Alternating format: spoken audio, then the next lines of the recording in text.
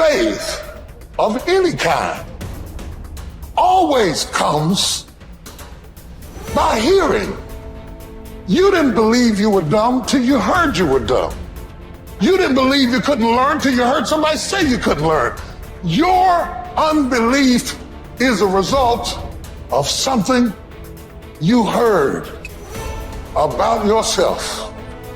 And the more you heard it and rehearsed it and even argued about it and said you didn't believe it, every time you face a challenge, tell me the truth, don't those voices come back up? Every time you hit a low place, don't those voices come back up again? And you will never completely be healed or whole until you change the voice inside of your own head. And nobody can do this but you. You've got to make some conscious effort to begin to work to develop you. Start listening to tapes on a daily basis to begin to recondition your mind, to retrain your thinking. Listen to things that can empower you, that can enable you to create a new reality for yourself and a new life for yourself. You might appear to be strange around most people. Don't expect it to make sense to anybody why you've got to do this, why you have got to go. Why? I don't understand. You don't have to. I'm going for me. This is something I have got to do. How would an abundant person think? Write it down, dude, and fire and wire those thoughts in your brain and install the hardware. Keep doing it with attention and intention.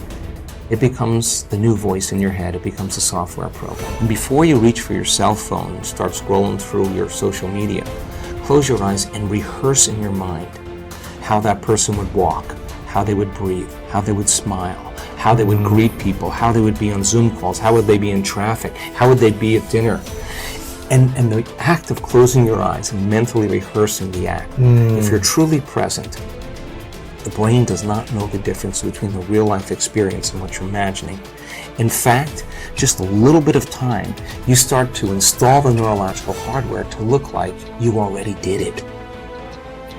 You must have faith. You've got to believe in yourself. You've got to believe in your abilities, your ideas, unquestionably. You've got some idea, some dream that you might have to go back and brush it off and look at it again and say, I've got to do this. This is what I'm supposed to do. This is why I showed up. You've got to talk to yourself day in and day out, selling yourself on you and on your potentials. And all I want you to do every day is just say to yourself, when you feel that inner negative conversation saying you can't do it, just say, it's possible.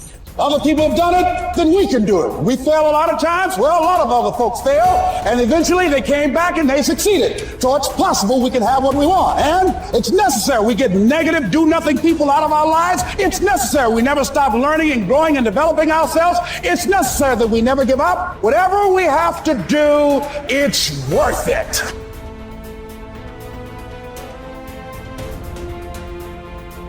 You have power over your mind, not outside events. Realize this and you will find strength. When you arise in the morning, think of what a privilege it is to be alive, to think, to enjoy, to love. The soul of a man harms itself, first and foremost, when it becomes, as far as it can, a separate growth, a sort of tumor on the universe. Because to resent anything that happens is to separate oneself in revolt from nature, which holds in collective embrace the particular natures of all other things. Yes, keep on degrading yourself, soul. But soon your chance at dignity will be gone. Everyone gets one life. Yours is almost used up, and instead of treating yourself with respect, you have entrusted your own happiness to the souls of others. Everything of the body is a river. Everything of the soul is dream and vapor. Life is war and the abode of a stranger. The only fame after death is oblivion. Forget everything else. Keep hold of this alone and remember it. Each of us lives only now, this brief instant. The rest has been lived already or is impossible to see. The span we live is small. small as the corner of the earth in which we live it, small as even the greatest renown, passed from mouth to mouth by short-lived stick figures, ignorant alike of themselves and those long dead. It's the programs in the first 7 years of your life that actually started in the last trimester before you were born. The fetus is already learning. I go, these programs downloaded in the first 7 years control the character of your life. And I go, okay, what programs did you get? I go, well, wait a minute. What program did you get before you were born? Your life is run by programs and you have no conscious awareness of these programs because your conscious mind wasn't working when the downloads were occurring. So all of a sudden I said, now we have a problem. I go, you've been programmed, you don't even know what the hell the programs are. 95% of your life is coming from the programs. Your life is a printout of your programs. Look at your life right now and recognize the things that you like that come into your life. They didn't get there by accident. They came in there because you have a program to, have those things. The things that you wish or desire, but you have to work hard, sweat over it, put effort into it. Why are you working so hard? And the answer is, whatever program you downloaded doesn't support that. And you're trying to override the program with the conscious mind. And I go, well, here's the problem. The conscious mind only working 5%, the program 95%. That's one problem right there, mathematically, that's a problem. Let me give you another mathematical. The subconscious is 1,000,000 times more powerfully computed than the conscious mind. So I say, now do the math. How effective is your conscious mind at overriding the subconscious? I say it works 5% of the time with a miniature computer. And I go, wow, that's your problem. I go, the only way you can override the program is not play the program, and that's when we said stay mindful. And then we then said, well, that's going to be difficult because we have to think. So there's only one way out. Reprogram the subconscious mind. If you would put wishes and desire programs into the subconscious mind, that means that that program will be operating 95% of the day. Meaning, whether your conscious mind is in control saying, these are my wishes and desires, or the conscious mind's thinking, then the subconscious mind comes in and says, these are my wishes and desires, then guess what? Then 100% of your life you're living wishes and desires. And therefore, all of a sudden, then the work has to come back to each of us as individuals. Each of us got programmed. Each of us is manifesting that program. We give up our power in many of the programs. A fine example is, you were sick as a kid, and just like your parents and any other family members, when you were sick, you went to the doctor. And I go, that's a habit. I said, what does it mean? It says, you learn this in the first 7 years. The program, it says, when you're sick, you give up this power and you go to that doctor and you accept the doctor as the power over you. Because when it came to health, it's like, no, you don't do it. The doctor does it. That's the program.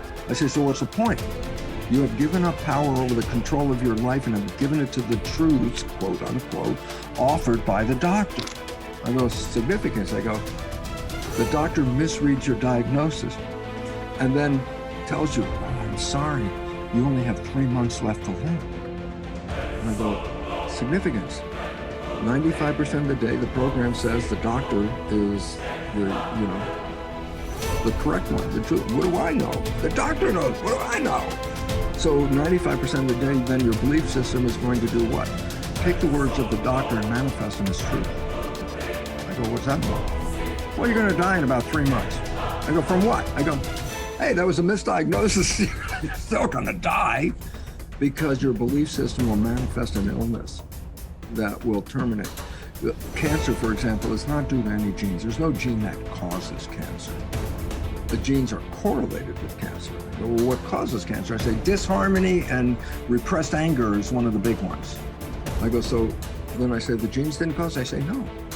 So I say, then what caused it? I say my consciousness. I say what? Repressed anger, I go, so what? I say, well, change consciousness, and guess what? You can go into remission. The cancer will go away as soon as you change the consciousness. And all of a sudden it's like, I thought I was a victim of the genes. I said, that's a program. And that is totally incorrect. Because as quantum physics says, consciousness is creating our life experiences. And as the new biology, which I'm familiar with, called epigenetics, is how consciousness controls the genetics. And all of a sudden I say, oh, well then biology and quantum physics now share the same story. Yeah, you're creating this. And then the idea is that if you look at the creation and you're not happy with it, don't go out and blame the creation, because you never saw that you were participating in a way invisible to you that led to this expression.